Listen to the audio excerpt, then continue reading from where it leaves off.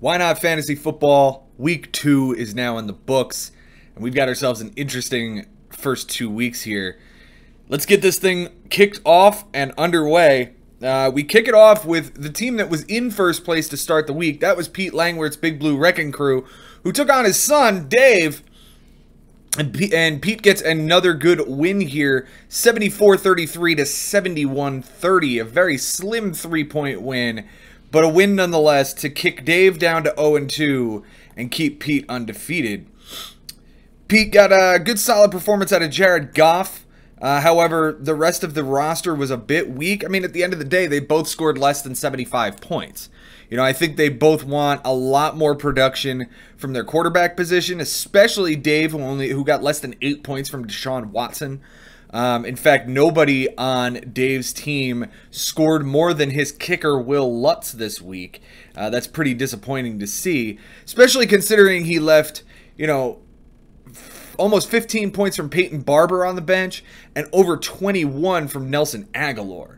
Nelson Aguilar alone outscored his 3 wide receivers of Diggs, Crowder, and Landry by more than 5.5 points by himself. You add in a weak performance from Delaney Walker, and Dave just wasn't going to keep up this week, despite the fact that Pete put up 2 zeros this week from Deshaun Jackson and David Njoku.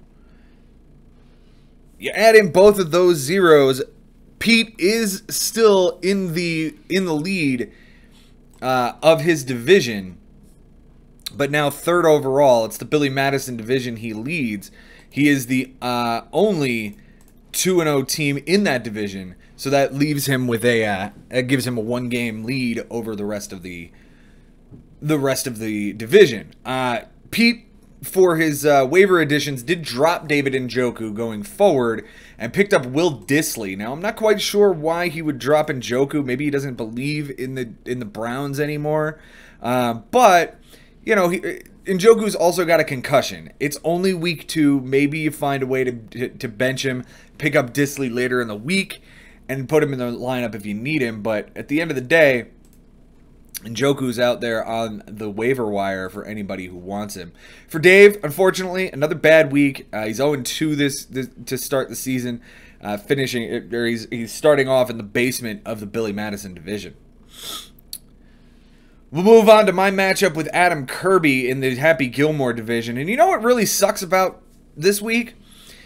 This week, just like last week, I lose by less than 5 points. So this is the second time in a row I've lost by less than 5 points. And it puts me at 0-2 on the season. I don't think I have a bad team at all. I could very easily be 2-0, if not at least 1-1. But this week, Adam needed to get a good performance on Monday night from his Cleveland Browns players.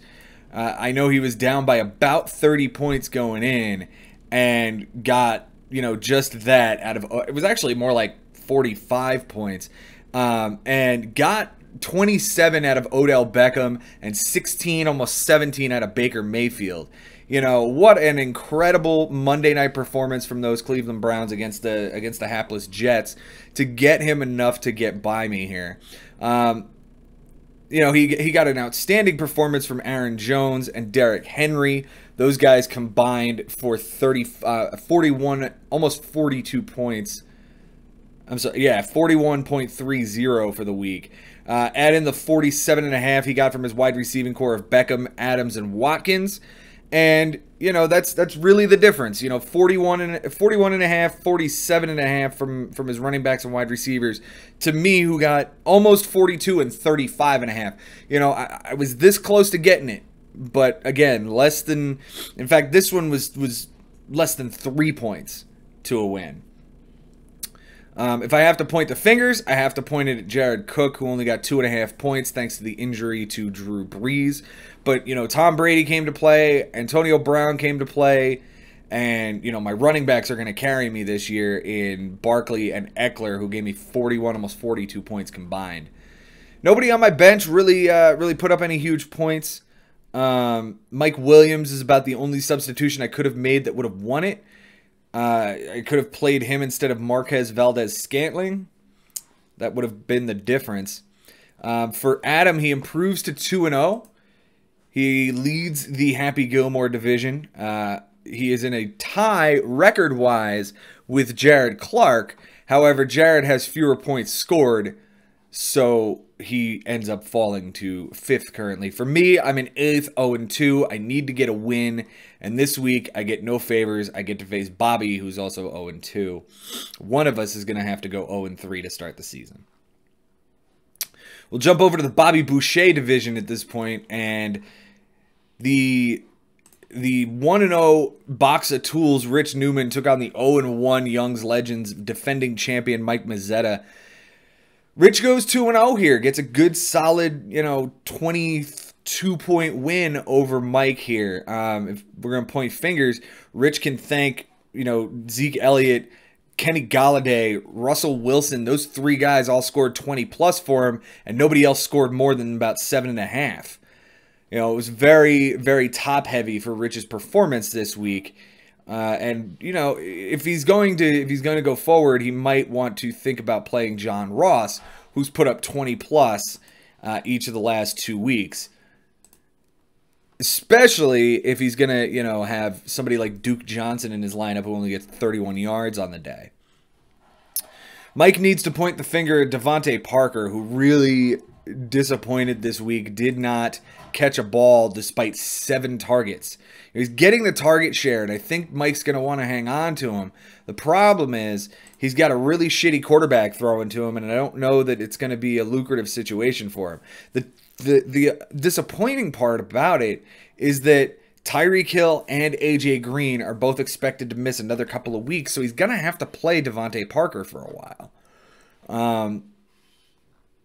Rich is in good shape here. Rich is in good shape after this week.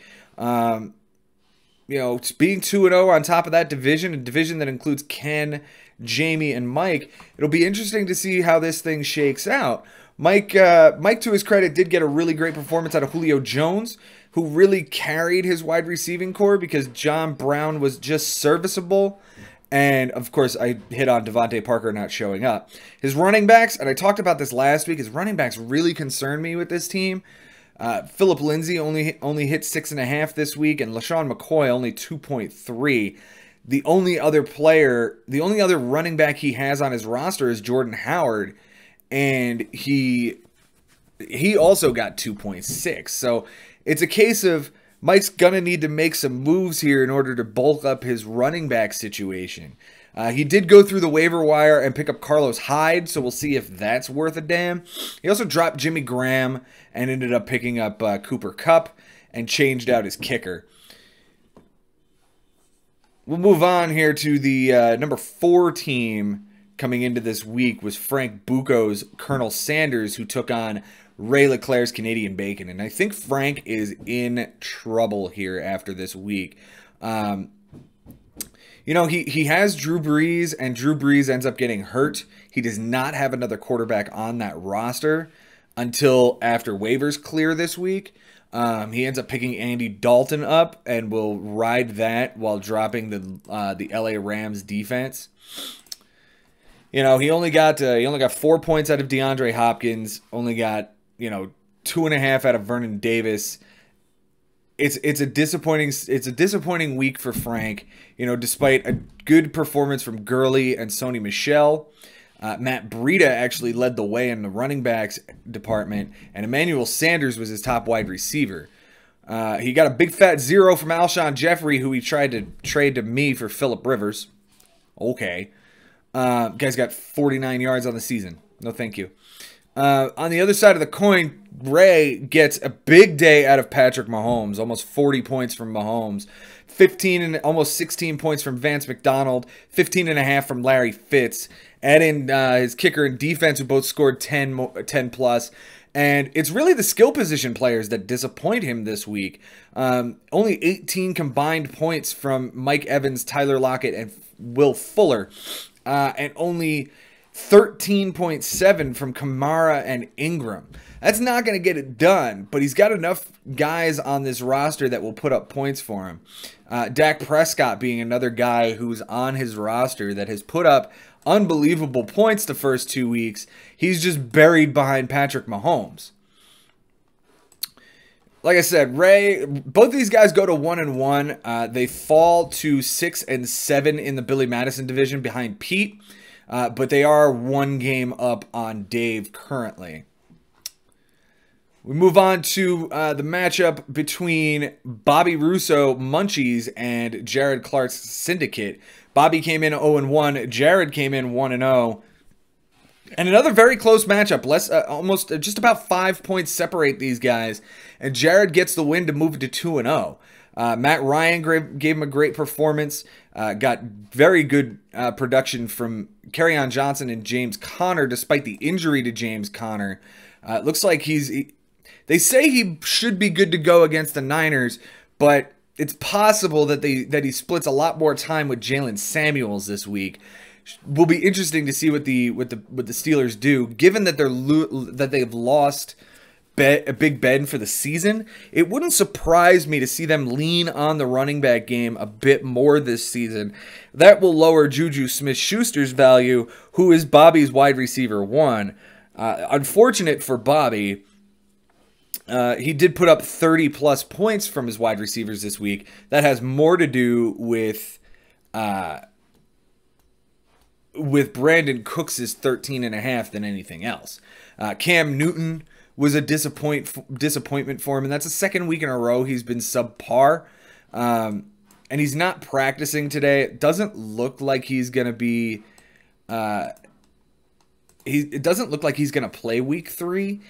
And for a guy who came in off of shoulder surgery, Cam Newton has been a real big disappointment. It'll be interesting to see what Bobby does, because he also had Ben Roethlisberger on this roster, so he's kind of got to lean on Cam Newton. When you look at these guys' records, again, Jared's going to be sitting at the in the 5 spot, but he's tied for the lead in the Happy Gilmore division, just hasn't scored as many points.